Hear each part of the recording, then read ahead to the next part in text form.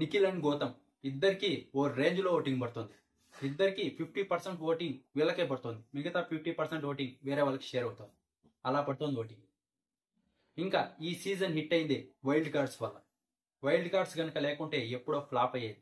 ముఖ్యంగా గౌతమ్ కృష్ణ వల్లే ఈ షో ఇంత హిట్ అయింది. ఇప్పుడు ఒప్పుకున్నా ఒప్పుకోకపోయినా గౌతమ్ కృష్ణ వల్లే ఈ సీజన్ హిట్ అయింది. ఇంకా ఫస్ట్ వచ్చేసి గౌతమే ఉన్నాడు ఓటింగ్ లో, ఒప్పుకున్నా ఒప్పుకోకపోయినా ఇది నిజం. ఇంకా నెక్స్ట్ వచ్చేసి నిఖిల్ ఉన్నాడు.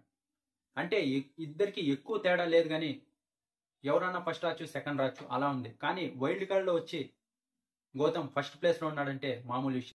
ఇక్కడ గౌతమే గ్రేట్ కాదు, నిఖిల్ కూడా చాలా గ్రేట్. ఎందుకంటే చాలా ఎక్కువ బ్యాడ్ ఎపిసోడ్లే పడ్డాయి నిఖిల్కి. అందులో వేరే 4 వీక్స్ నుంచి టాస్క్లు ఆడలేదు. ఇంకోటి వచ్చేసి నామినేషన్స్ లేకి ఎక్కువగా రాలేదు. పృథ్వీ అయితే వస్తూనే ఉన్నాడు, కానీ నిఖిల్ అంతగా రాలేదు. కానీ ఇప్పటికీ ఓ రేంజ్ లో ఓటింగ్ పడుతున్నాయి. మామూలుగా అయితే నామినేషన్స్ లేక రాకపోతే 2 వారాలు వేరే వాళ్ళకి చేంజ్ అయిపోతారు. కానీ నిఖిల్కి అలా చేంజ్ అవ్వలేదు. నిఖిల్కి ఓటింగ్ పడుతూనే ఉంది.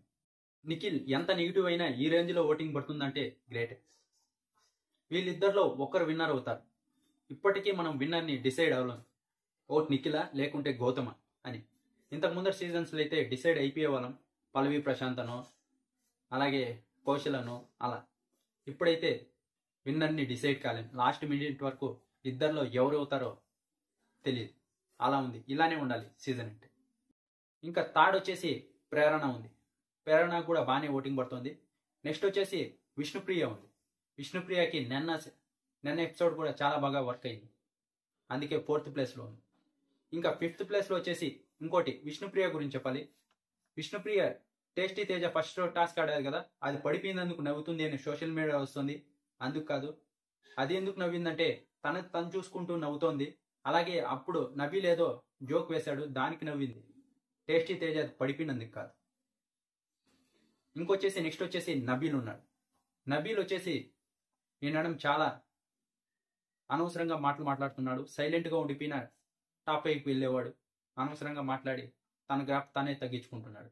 విన్నర్ అన్నారు, ఇప్పుడు టాప్ 5 కూడా వెళ్తాడో లేదో చూడాలి. టాప్ 5కి వెళ్తాడులే.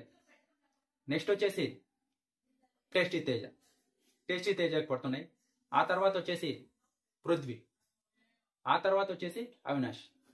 వీళ్ళ ముగ్గురు డేంజర్ జోన్లో ఉన్నారు. టేస్టీ తేజ, అవినాష్ అలాగే పృథ్వీ. వీళ్ళ ముగ్గురులో ఇద్దరు ఎలిమినేట్ అవుతారు ఈ వారం.